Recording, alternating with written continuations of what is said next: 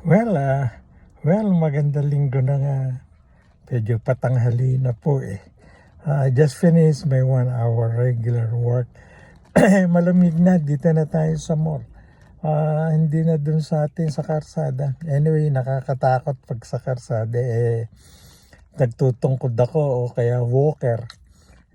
Dahil nga hindi pa ako nakakalakad na ako sa loob ng bahay na walang tungkod o walker.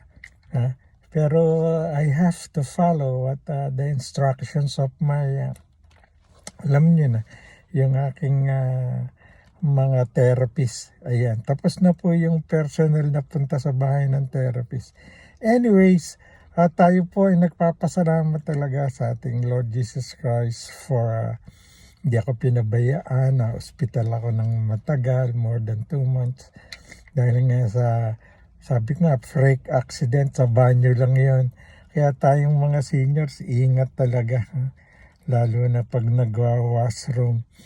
Anyways, magpapasko na. Ilang araw na lang, November, December. Talagang we have a lot to thank for kay Lord Jesus Christ.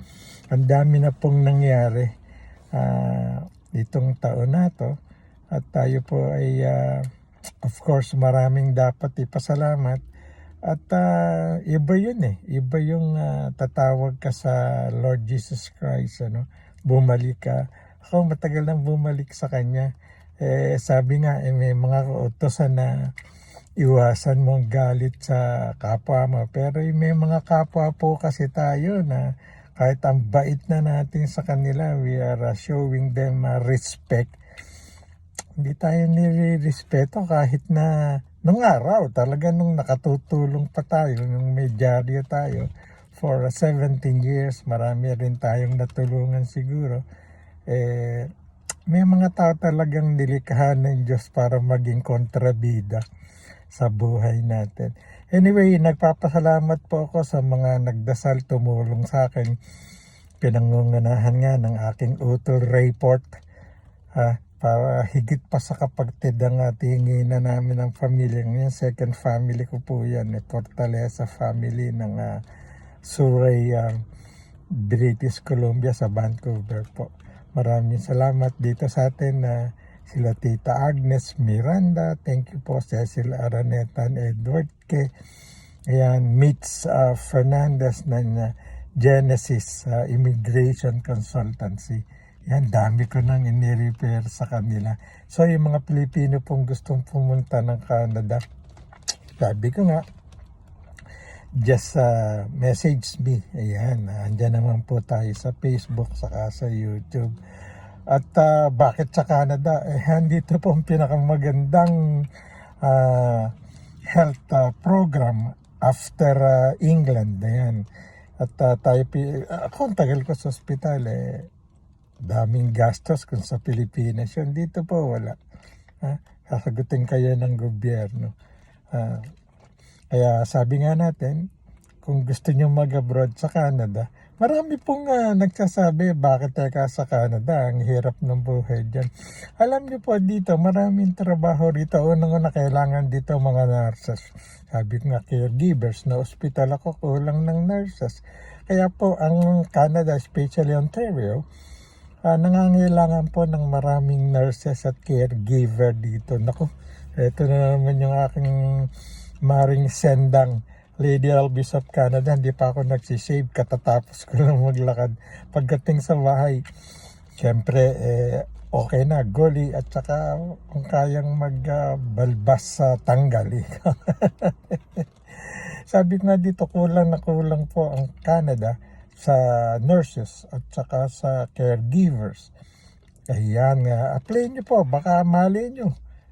Kahit nasa ibang bansa kayo, especially Middle East, Taiwan, Hong Kong, marami pong scammer ngayon.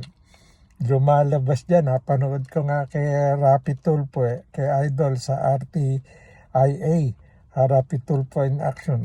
Dito po sa Canada, meron po yan sabi ko sa inyo, ibibigay ko sa inyo yung legitimate na nag-aayos po. Andiyan po ngayon sa Pilipinas ang Genesis owner si Mitz Fernandez at saka si Percy.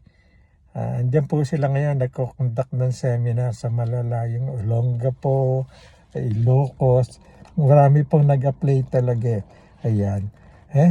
Balik po tayo dito sa aking ginagawa. Alam niyo po, mahirap sa umpisang mag-recovery. Kaya ang dami pong ginagawa. Therapy, siyempre. Apektado po kasi yung back ko likod kong naapektuhan niya kaya ako na hospital at saka yung aking tuhod.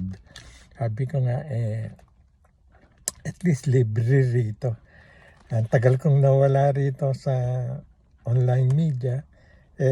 Ayan nyo po, magbabalik na naman po ang Datol Order. Datol Order Friends International, Sina Sagala, ang aking pong kumaring sendang, Lady Elvis of Canada.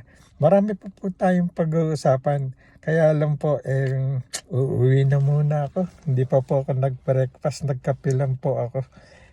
Saturday, Sunday talaga naglalakad ako. Monday to Friday po, ako po ang naghahatid sundo sa aking bunsong apo sa school. Ayan, nagdadrive na po tayo nung pa pong before September. Dahil nga I tried my very best makapag-drive para mahatid sundo po ang apo ko. Sobrang pagod na po kasi ng misis ko, ng commander ko. Ang dami niyang ginagawa, pati ba naman hatid sundo sa school Yun pong ginagawa ko noon before my accident. So lahat po ng seniors all over the world, yung pong ating maisasuggest lang o maipapayo, ingat po, ingat, hindi na tayo bata.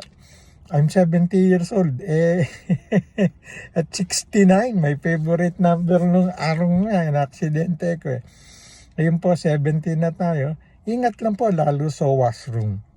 Diyan po ang pinakamaraming aksidente. Dito po sa Canada, maraming namatay na dyan, nababasa ko ng aksidente. At yung mga po scammer, wag na po ninyong lukuhin.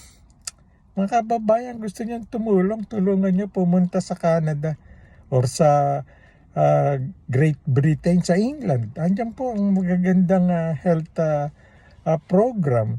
Dito po sa amin sa Ontario, yung OHIP namin, it's the best. Kaya po, ni singkunduling, di ka gagastos, pati gamot mo. Libre. One time siguro $100 a year. Every August, nagbabayad ako o kami ditong mga Canadian seniors. Kaya po yung mga seniors, ingat kahit nasaan kayo, Pilipinas, saan man bahagi ng mundo. Hindi na po tayo bata. Makukunat na ang buto natin. Saka exercise. Pinakamaganda exercise po, lakad. Lakad lang. Ayan. Kaya ako, Sabado at Linggo, lakad na ako. Kung gusto ko nga, pagkahatid sa apo ko sa umaga, lalakad ako sa mall. Tanghali na ka rin kasing nagbubukas ang lamig-lamig na ngayon. Kanina po, umalis ako sa bahay namin Richmond Hill po ako dito sa Ontario, Canada. 8 degrees centigrade. Ang lamig. O sige po, magbabalik po ang Datol Order. Huwag niyo pong kakalimutan, marami tayong isyong pag-uusapan at karamihan dito tungkol po sa buhay Canada. Ayan, mga kwento nila kay, subaybayan niyo po yun. Ang galing nun. Si Kelly Tierra, ang galing yan. Son-in-law ko yan So po, ang hobby ng aking bunsong anak. Ayan, 4 ang apo ko. Ayan, yung panganay kong apong, would you believe ay na siya? Ay flight stewardess. Ayan po, pangarap niya, natupad na niya. Ayan, yung pong susunod dyan, si Iam ay high school na po. First year college.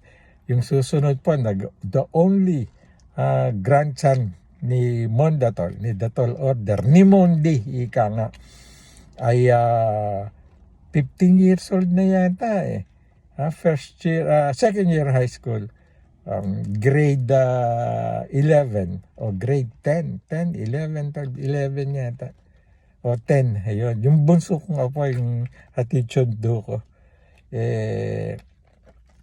second year high school eh. Pareha sila ni Kyle. Pero she's 14 turning 15 ngayon December.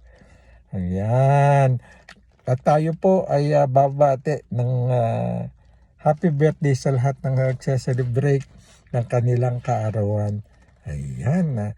And then, Marin Sendang, Seni Sagala, Lady Elvis, thank you very much sa lagi mong pagbate. And of course, thank you very much Tita Cecil and Edward. Tita Cecil Araneta, ayan, at saka si Tito Ed. Okay. And of course, Tita Agnes Miranda, nakatatapos lang ng mag-birthday. Natatangi ka talagang ina ng mga Pilipino sa Canada. Mitch Fernandez, Genesis Consulting, Immigration Consultant. Ingat kayo ni Percy dyan sa Pilipinas. At syempre, Utol Ray Fortaleza and Mare. Si Kumare, thank you. Nanay Luring Fortaleza, the matriarch or Fortaleza family. Nanay, mano po. Ito po ang inyong anak. Mondatol, medyo ayos na. Magaling-galing na. Naglalakad na. Magandang umaga po sa inyong lahat. Ito po uli si Datol Order Mondatol. Nagbabalik sa ere. Good morning.